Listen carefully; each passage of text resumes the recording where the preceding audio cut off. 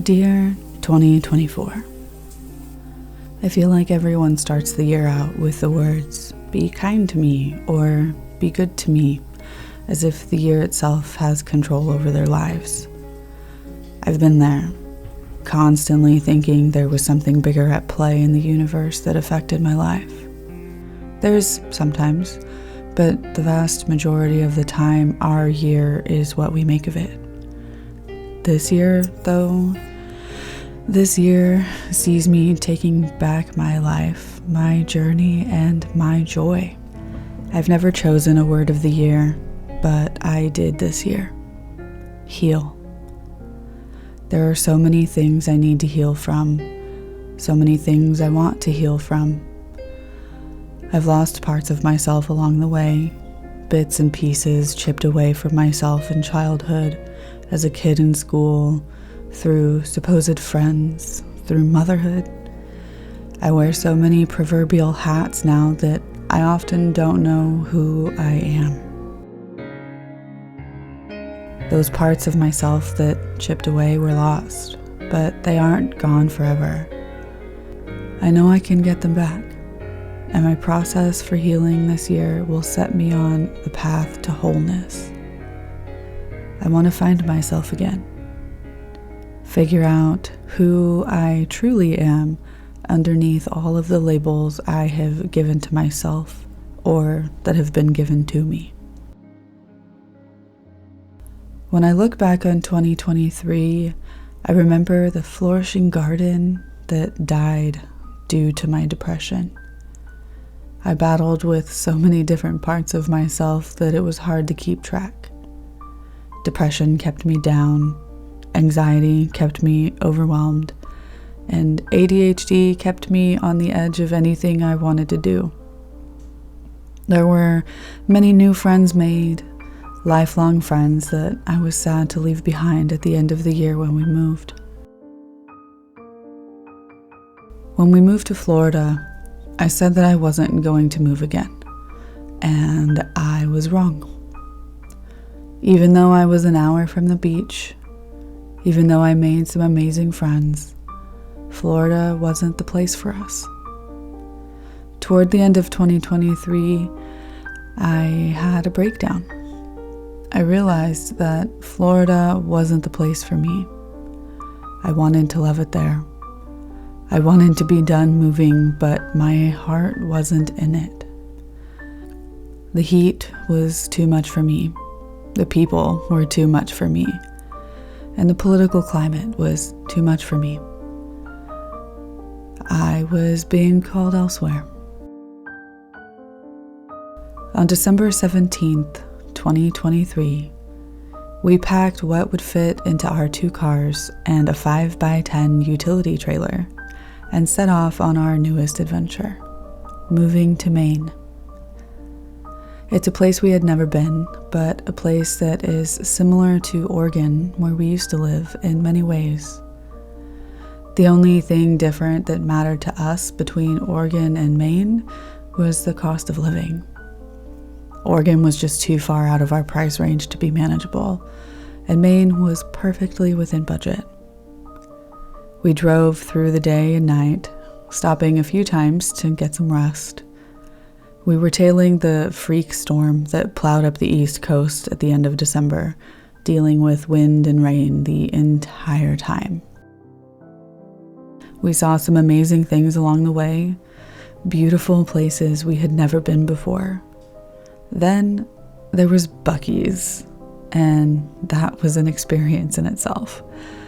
My daughter was adamant the entire trip that she wanted to find a Buc-ee's because, as she put it, it's not a place, it's an experience.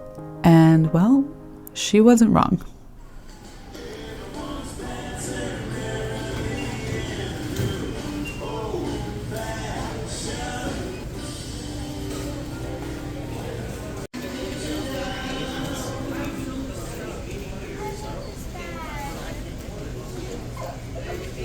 It could be my school bag. No. Oh, they have a whole cookie dough.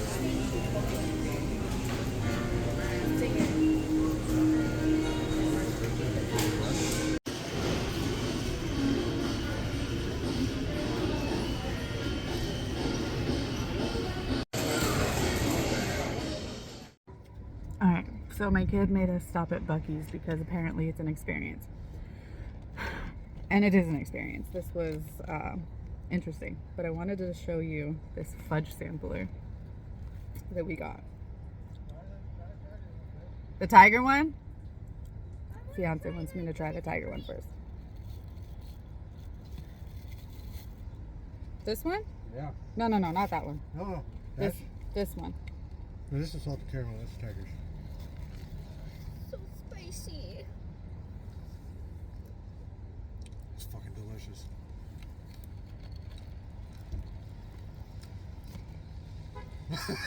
It's fucking good. I want to try cookies and cream. That one's really good. I did learn one very important thing through the entire drive from Florida to Maine. I will never, ever go visit New York City. The places we had to drive through were a nightmare. Confusing street signs, weird bridges, and astronomical toll prices that saw us paying $45 for one of our vehicles to go across the bridge because we were pulling a trailer. The skyline was pretty from far away, and that's about as close as I'll ever want to be to it again. Now that we're settling into our house, I'm ready to tackle 2024. I don't think I want to tackle it so much as give it a gentle hug. I'm on my healing journey, and it isn't going to be easy. There will be a lot of tears, a lot of change, and a lot of growth, but it's necessary. Growth is that uncomfortable feeling you get when you're between stages in life, when the liminal space of time pulls you in while you're going through a transformation. It's like they say about caterpillars turning into butterflies. Change isn't an overnight process, and it involves a full breakdown of who you are to get to who you want to be. This year, I'm making several promises to myself. These are for me and me alone because my happiness isn't dependent on the actions or words of others. This year, I will spend more time reading and less time scrolling. I'll be the first to admit that I often get trapped in the doom scrolling cycle of social media. There's a never-ending supply of quick dopamine, funny, feel-good, or dramatic videos waiting right at my fingertips. It's not good for me, and even though I recognize when it starts to affect my mental health, I find it a struggle to pull away. So I'm instead focusing on what I can add to my day instead of remove. If I add more books to read, that leaves less time for mindless scrolling through social media. I used to read all the time, books for fun and books for learning. Somewhere along the way, I stopped reading. Books became time-consuming when I had other things that needed doing. Books weren't a priority. My self-care and joy wasn't a priority. And that changes this year. This year, I will spend more time outside. Although it's the middle of January right now and the weather is literally freezing, outside time will be a priority for me. There needs to be more natural connection in my life. I spend all day in my house behind a computer screen for work. I spend all day in my house behind a computer screen for my hobbies like YouTube. It's very easy for me to lose touch with the cycles of the seasons, even the cycles of the day or the moon phases, because of how little time I spend in communion with nature. I'm once again in a new place, too. I don't know this land. I don't know these spirits. I don't know this place. But I am not outside of nature. I am nature. This year, I will reconnect to my spiritual and religious practice. With 2023, and let's face it, every year since COVID, I have become almost fully disconnected from my spiritual life. I used to spend time pulling a tarot card every day. I used to meditate regularly. I used to pray regularly. I used to honor the moon phases, the Sabbats, and my witchcraft. I want to get back to these practices this year. My spiritual path and religious beliefs are important to me. And even though they had to take a back seat when my everyday life needed more attention, they've always been there. This year, I will spend more time in the moment and less time wishing I did. I will practice mindfulness and be aware of my body. Grounding will be an integral part of this practice, making sure that I'm connected to reality as it is rather than living in my head. Anxiety, depression, and ADHD make mindfulness very difficult for me, but it's not impossible. I can do it. I just have to find a method that works for me. More moments, more memories. This year, I will create for the sake of creation. My passion for creating things, physical objects, and online content disappeared last year. It became a strain, a source of anxiety for me anytime I thought about making a video or picking up some yarn to crochet. There's this thought that comes through that if I'm not doing something productive, then what I'm doing isn't worth doing. But creating for the sake of creation is productive.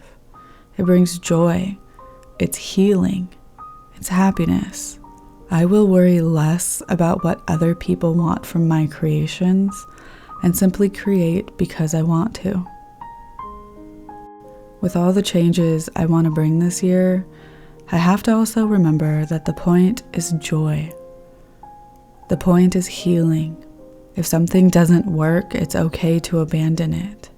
Plans change, people change, and our needs change. We adapt and keep moving forward. So 2024, you don't have to be good to me. I'll be good to myself.